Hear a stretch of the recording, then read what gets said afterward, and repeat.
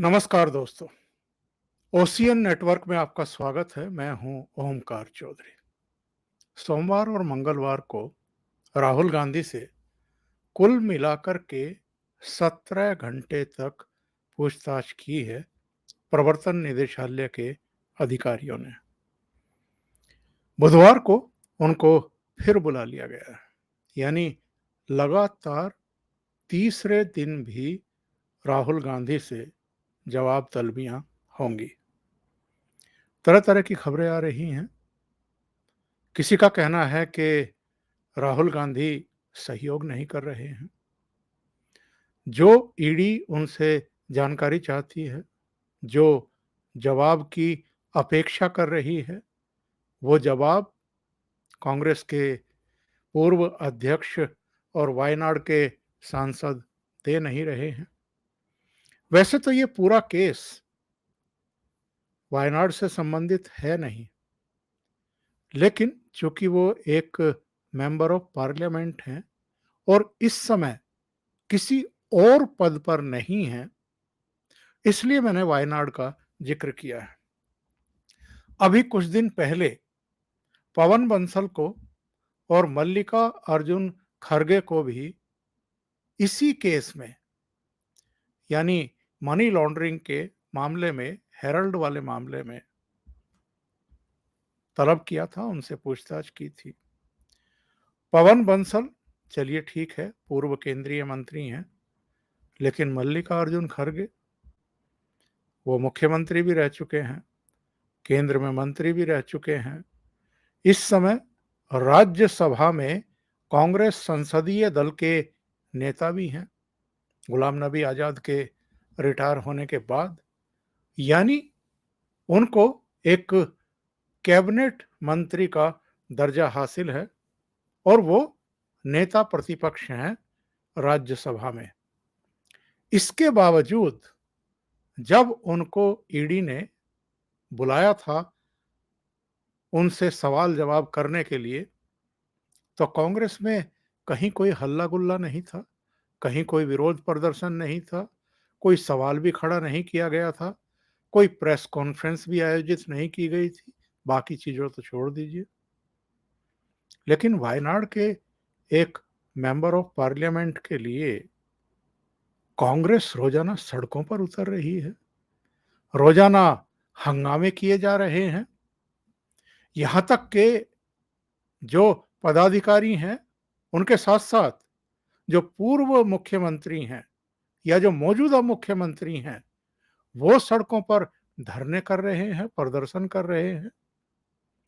जरा कुछ सीन देखिए और अंदाजा लगाइए कि राहुल गांधी ने और सोनिया गांधी के परिवार ने इस कांग्रेस की क्या गत बना दी है, क्या हालत बना दी है।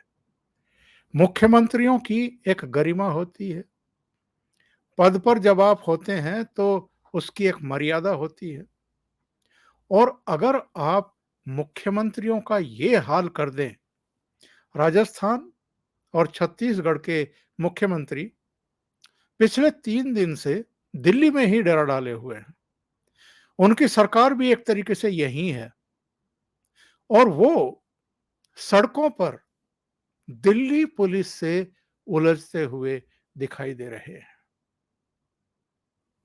अगर छत्तीसगढ़ के मुख्यमंत्री भूपेश बघेल ये ट्वीट करें कि हम ये सब याद रखेंगे, अगर बार बार अशोक गहलोत कैमरों पर आकर के मोदी सरकार की आलोचना कर रहे हों ईडी की पूछताछ को लेकर के, और कल रात के तो जो एएनआई के साथ उनकी बातचीत के अंश थे, उसमें जो उनका चेहरा था वो एकदम उतरा हुआ था। करीब करीब यही हालत मल्लिकार्जुन खड़गे की है। वो क्या कह रहे हैं दोनों, ये भी मैं आपको दिखाऊंगा। लेकिन ये रोजाना का जो एक तमाशा क्रिएट हो रहा है दिल्ली की सड़कों पर, अगर दिल्ली पुलिस मना कर रही है और ये कह रही है कि केवल राहुल गांधी ही कांग्रेस ऑफिस से या अपने घर से ईडी के दफ्तर तक जा सकते हैं, कोई उनके साथ पैदल मार्च करते हुए, प्रदर्शन करते हुए, जुलूस निकालते हुए, शक्ति प्रदर्शन करते हुए नहीं जाएगा, तो कांग्रेस इसको एक कानूनी प्रक्रिया के अलावा एक सियासी मसला बनाने पर क्यों उतारू है? क्या कांग्रेस नेतृत्व को या कांग्रेस के बाकी नेताओं को इस बात की गंभीरता का एहसास है कि अगर किसी केस में ईडी 2 दिन लगातार लंबी पूछताछ करे, यानी 17 घंटे तक पूछताछ करे और उसके बाद तीसरे दिन भी बुला ले, तो इसके संकेत क्या होते हैं? इसका मतलब क्या होता है?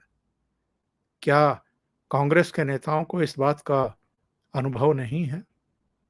जब भी इस तरह की पूछताछ लंबी खिंचती है, उसके 2 ही कारण होते हैं। पहला कारण, मामला बेहद संगीन है। जो एजेंसी है, जो उसके अधिकारी हैं, वो उसे बहुत गंभीरता से ले रहे हैं। नंबर 2, जिससे पूछताछ चल रही है, वो डेलिबरेटली सहयोग नहीं कर रहा है, चीज़ों को लिंगर ऑन कर रहा है।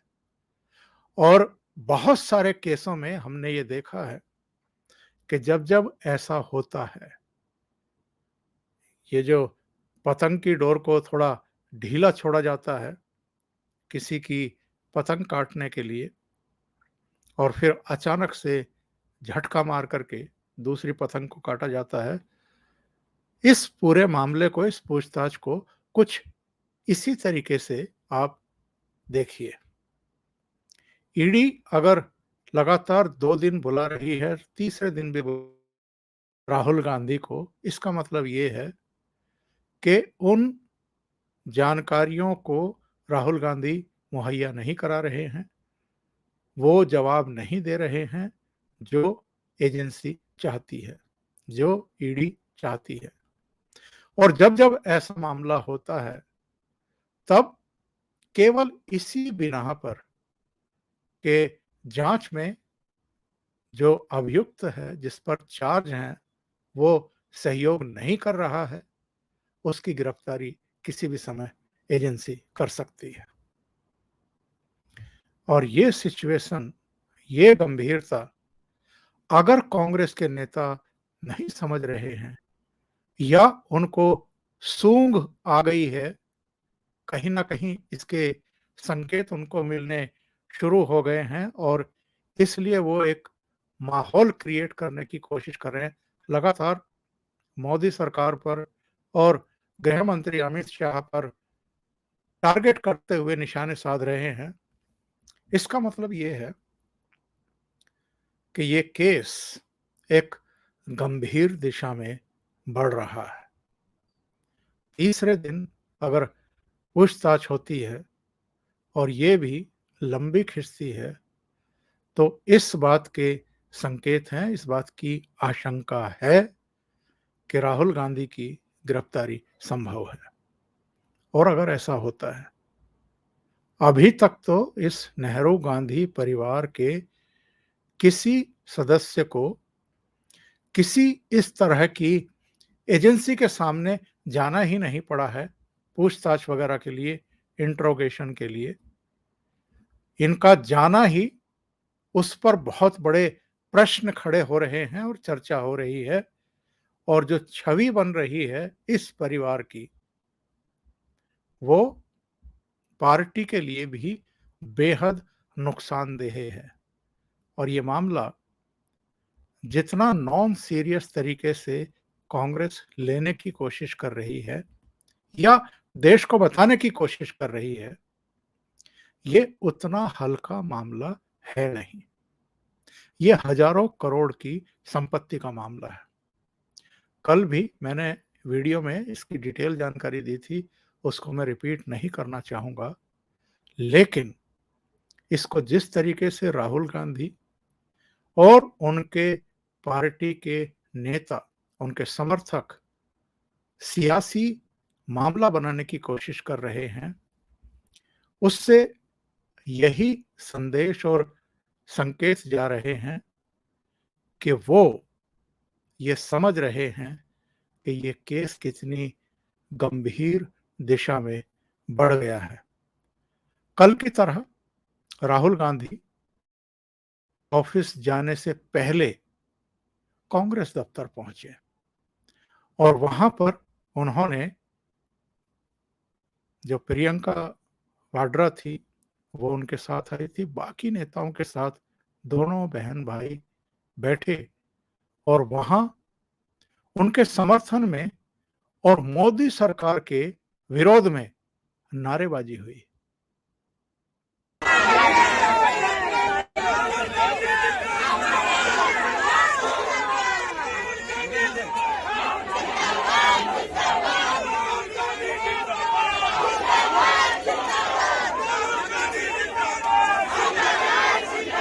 राहुल जी संघर्ष करो, राहुल जी संघर्ष करो,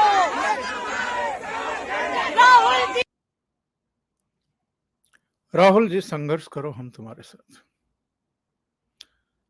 केवल कांग्रेस ऑफिस में नहीं, जब ये वहां से पैदल मार्च करते हुए फिर ईडी दफ्तर की ओर रवाना हुए तो कई सीनियर नेता उनके साथ चलना शुरू हो गए। रणदीप सुरजेवाला से लेकर के कई कदम ताल करके इनके साथ साथ चल रहे थे। पुलिस ने उनको रोका टोका, कहा कि आप ऐसा ना करें, 144 लगी हुई है, इस तरह के किसी भी डेमोन्स्ट्रेशन पर पाबंदी लगी हुई है, लेकिन वो नहीं माने और फिर उनको जबरन उठा करके बस में डालना पड़ा। यहां तक कि पूर्व मुख्यमंत्री जो उत्तराखंड के हैं, हरीश रावत, सीनियर नेता हैं कांग्रेस के, उनको भी पुलिस को डिटेन करना पड़ा।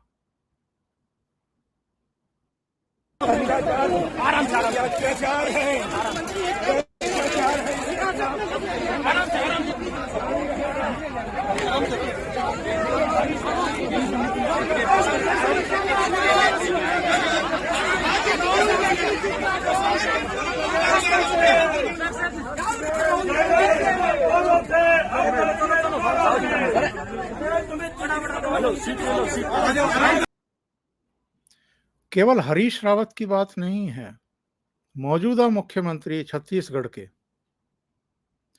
भूपेश बघेल कुछ दूसरे पार्टी नेताओं और सांसदों के साथ सड़क पर बैठ गए, वहां धरना देना शुरू कर दिया। क्या किसी मुख्यमंत्री को यह शोभा देता है कि इस तरीके से आप अपने पद का भी एक तरीके से कद घटा दें, या उसकी जो गरिमा और मर्यादा है उसको भी आप सड़क पर लेकर के आए? और उनको जब पुलिस ने वहां से हटाया तो एक इशू बनाने की कोशिश की कांग्रेस ने कि साहब देखिए मुख्यमंत्री के साथ क्या हो रहा है।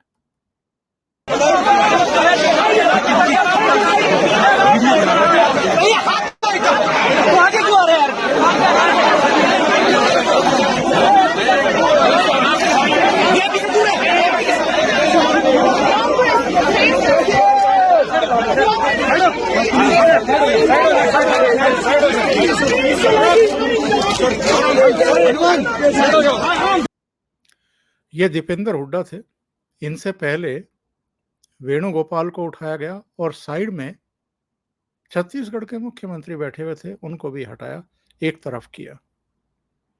दीपेंद्र हुड्डा कल भी पुलिस से भिड़ गए थे, वो अपनी गाड़ी से ही कांग्रेस मुख्यालय तक जाने पर अड़े हुए थे। एक और सीन दिखाता हूं आपको। दिल्ली प्रदेश कांग्रेस के अध्यक्ष अनिल चौधरी, वो दिल्ली पुलिस को कह रहे थे कि गोली मारो हमें, और केवल ये कहा था दिल्ली पुलिस ने कि आप गाड़ी से कांग्रेस मुख्यालय नहीं जा सकते। वहां बैरिकेड कर दिया गया था, क्योंकि रोजाना का ये एक तरीके से तमाशा शुरू हो गया है कि राहुल गांधी ईडी के दफ्तर जा रहे हैं और सड़कों पर कांग्रेस की जो लीडरशिप है, कांग्रेस के जो कार्यकर्ता हैं, वो धमाल मचा रहे हैं और मीडिया के कैमरे वहां लगे ही हुए हैं। तो मीडिया को भी बैठे बिठाए एक तमाशा कवर करने का मौका मिल रहा है। वो जो अनिल चौधरी ने पूरा एक तमाशा किया है दिल्ली पुलिस के अधिकारियों के सामने, जरा एक नजर उस पर भी डालिए।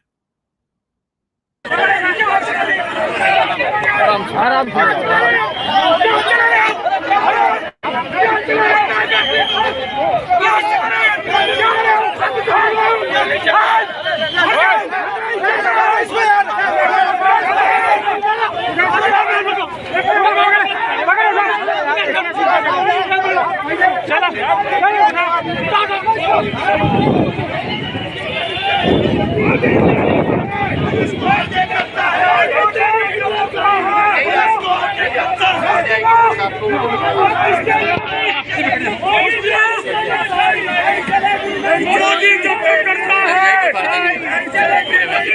मोदी जब करता है पुलिस को आगे करता है।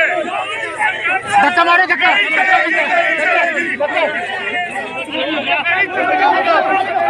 धक्का धक्का नहीं चलेगी, नहीं चलेगी।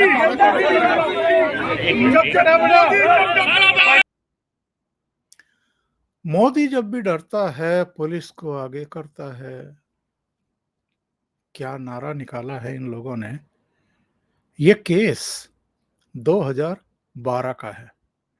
क्या तब प्रधानमंत्री नरेंद्र मोदी थे? कौन था तब प्रधानमंत्री? डॉक्टर मनमोहन सिंह थे। और 2014 में पहली बार अदालत ने इनको समन जारी किया, माँ बेटा को। 2015 में जाकर के इन्होंने जमानत ली और जब तब से जमानत पर हैं। अब 7 साल बाद जाकर के ईडी ने इनको समन किया है, क्योंकि पूरी तैयारी हो गई होगी। सारे डॉक्यूमेंट, दस्तावेज, सारे लिंक वगैरह सब मिल गए होंगे, तो अब इनको सवाल पूछने के लिए तलब किया जा रहा है। और जैसा मैंने कहा था कि ये कोई छोटा मोटा केस तो है नहीं। ये एजेएल की हजारों करोड़ की संपत्ति को हड़पने का मामला है। एजेएल वो जिसमें स्वाधीनता सेनानियों के पैसे लगे हुए थे, उनके वेलफेयर के लिए एक तरीके से ये ट्रस्ट बनाया गया था, जिसमें ये जवाहरलाल नेहरू, नेशनल हेरल्ड, नवजीवन और कौमी आवाज करके 3 अखबार निकलवाते थे। लेकिन स्वतंत्रता सेनानियों के लिए जो ट्रस्ट बना है, जो अखबार छप रहे हैं, उस फंड को और उससे रिलेटेड जितनी संपत्ति देश भर में है, उसको अगर एक परिवार, पूरी कांग्रेस भी नहीं, कांग्रेस भी उसको टेकअप नहीं कर सकती, लेकिन पूरा परिवार अगर उसको हड़पने के लिए कोशिश करे, एक नई यंग इंडिया के नाम से कंपनी खड़ी करे और जिसका कुल मिलाकर के 5 लाख का वैल्यू था, वो एजेएल को 50 लाख रुपया दे दे। तो राहुल गांधी से यही सवाल तो पूछे जा रहे हैं कि एक तो जो नई कंपनी बनाई गई है, इसमें आप डायरेक्टर कैसे बने? नंबर 2, आपने और आपकी मम्मी ने इस नई कंपनी में 38% शेयर कैसे हासिल किए? और जिसकी वैल्यू ही कंपनी की 5 लाख रुपया है, वो एजेएल को 50 लाख रुपया कहां से दे दिए? तमाम सवाल जिन्होंने राहुल गांधी को चकरघिन्नी बना दिया है, वो जवाब नहीं दे पा रहे हैं, दस्तावेज नहीं दे पा रहे हैं। ईडी के अधिकारी कह रहे हैं कि आप दस्तावेज लेकर के आइए। कल भी आपने देखा होगा, लंच के पहले भी इनसे इंट्रोगेशन हुआ, लंच के बाद भी हुआ, आज भी यही किया, फिर लंच ब्रेक दिया, फिर लंच के बाद इनसे पूछताछ हुई, डॉक्यूमेंट भी मंगाए कि आप हमें दे दीजिए कैसे कैसे ये सब हुआ है। और कांग्रेस के नेता क्या पेशबंदी कर रहे हैं, जरा देखिए क्या हो रहा है। मल्लिकार्जुन खड़गे कह रहे हैं कि हम लोगों को जाने नहीं दिया जाएगा, यानी ईडी के दफ्तर तक, क्योंकि उनका उद्देश्य है कि इस सत्याग्रह में ज़्यादा लोग ना जुड़ें। इसके बावजूद बॉर्डर पर लोग खड़े हैं और हर सड़क पर लोग दिखेंगे। किसी एक व्यक्ति को पूछताछ के लिए बुलाना और रात भर उसे बैठाना, ऐसा कहीं ऐसा कानून नहीं है। फिर इन्होंने कहा कि कानून के मुताबिक तो पूछताछ के बाद व्यक्ति को भेज देते हैं, अगली तारीख देते हैं। कांग्रेस पार्टी के लोग डरने वाले नहीं हैं। ये सत्याग्रह करते रहेंगे और अन्याय के खिलाफ लड़ते रहेंगे। तो वो सवाल जो मैंने शुरू में उठाया था, अनिल कुमार शुक्ला ने उठाया। उन्होंने कहा कि आप तो राज्यसभा में नेता प्रतिपक्ष हैं, आप तो संवैधानिक पद पर हैं। आप जब ईडी के समक्ष प्रस्तुत हुए थे, तब तो कोई सत्याग्रह नहीं हुआ था। राहुल गांधी तो मात्र एमपी हैं, फिर पूरी पार्टी जिसमें 2 सीएम शामिल हैं, क्यों धरना प्रदर्शन कर रही है? और उनमें से एक सीएम अशोक गहलोत क्या कह रहे हैं? वो कह रहे हैं कि ईडी को ये बताना चाहिए किसके दबाव में वो काम कर रही है। 2015 के अंदर ईडी के जो जॉइंट डायरेक्टर थे या जो आईओ थे, आईपीएस ऑफिसर, उन्होंने सोनिया जी के बारे में, राहुल जी के बारे में केस क्लोज कर दिया था, तमाम आर्ग्यूमेंट दे करके। और उसके बाद क्या कारण रहे होंगे, 2015 की बात बता रहा हूं, जब क्लोज हो चुका, उसके बाद केस को पुनः खोला गया है और टारगेट करके इस प्रकार की हरकत की गई है, उससे कांग्रेस कार्यकर्ताओं में बहुत आक्रोश है। देश भर में लोगों में आक्रोश है, क्योंकि कानून का राज सब चाहते हैं। फिर ये कहते हैं कि कानून सबके लिए बराबर है, परंतु टारगेट बनाकर आज सोनिया जी और राहुल जी तक पहुंचे हैं। पूरे देश के अंदर 8 साल से यही तमाशा हो रहा है। ईडी का, इनकम टैक्स का, सीबीआई का, वो तमाशा बर्दाश्त करते करते लोग दुखी हो गए हैं। भूपेश बघेल ने क्या कहा, जो छत्तीसगढ़ के चीफ मिनिस्टर हैं? बहुत डरपोक है ये गोडसे के वंशज। ये शब्द का इस्तेमाल, ये सेंटेंस का इस्तेमाल कल पार्टी के महासचिव और प्रवक्ता रणदीप सुरजेवाला ने पहली बार किया था, और ये अब छत्तीसगढ़ के मुख्यमंत्री भी कह रहे हैं। मुझे और मुकुल वासनिक जी को दिल्ली में अपोलो अस्पताल के सामने रोक लिया गया। हम बदरपुर थाने में बंद हमारे कांग्रेस कार्यकर्ताओं से मुलाकात करने जा रहे हैं। हमारे कार्यकर्ता बब्बर शेर हैं, सच के लिए लड़ रहे हैं। ये लड़ाई लड़ी जाएगी। और इमरान प्रतापगढ़ी, जो अभी महाराष्ट्र से राज्यसभा के लिए चुन करके आए हैं, उन्होंने कहा कि हमें पिछले 3 घंटे से बदरपुर पुलिस स्टेशन में डिटेन करके रखा गया है। यह सरकार लोकतांत्रिक संस्थाओं का गलत इस्तेमाल कर रही है। ये शर्मनाक है। लोकतंत्र बचाने की इस लड़ाई में साथ आइए और इस बर्बर तानाशाही रवैये के खिलाफ एकजुट होकर कांग्रेस के हाथ को मजबूत करिए। और ये यूथ कांग्रेस के अध्यक्ष और ये वो अनिल चौधरी, जिन्होंने पुलिस के सामने हंगामा किया कि मुझे गोली मारिए। आपको ऐसा नहीं लगता कि ये जो गंभीर मसला है, जिसमें राहुल गांधी एक ऐसे बिंदु पर पहुंच चुके हैं इस पूछताछ के दौरान, जब उनको अरेस्ट किया जा सकता है, और महाराष्ट्र का कम से कम 2 केस हमारे सामने हैं, अनिल देशमुख, नवाब मलिक का, जो ताजा है। अनिल देशमुख तो पिछले 8 महीने से मनी लॉन्ड्रिंग के केस में ही जेल में है। नवाब मलिक भी 23 फरवरी के बाद से जेल में है।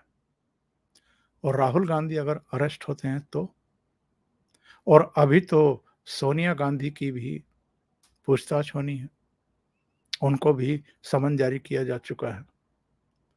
इसलिए मैं कह रहा हूं कि ऐसा लगता है कि ये जो हेराल्ड घोटाला केस है, ये कांग्रेस और कांग्रेस के इस प्रथम परिवार के गले की फांस बन चुका है और इसकी सीरियसनेस को ये लोग समझ नहीं रहे हैं। इसको पॉलिटिसाइज करने की कोशिश कर रहे हैं रोजाना। अभी के लिए इतना ही। बहुत बहुत धन्यवाद। अगर आपको ये चैनल और इसके कंटेंट पसंद आ रहे हैं तो लाइक करें, कमेंट करें, वीडियो को शेयर भी करें। अभी तक अगर आपने ये चैनल सब्सक्राइब नहीं किया है तो सब्सक्राइब कर लें और साथ में लगे बेल आइकॉन को दबा दें ताकि आगे आने वाले वीडियो और उनके नोटिफिकेशन आप तक पहुंचते रहें। बहुत बहुत धन्यवाद। नमस्कार।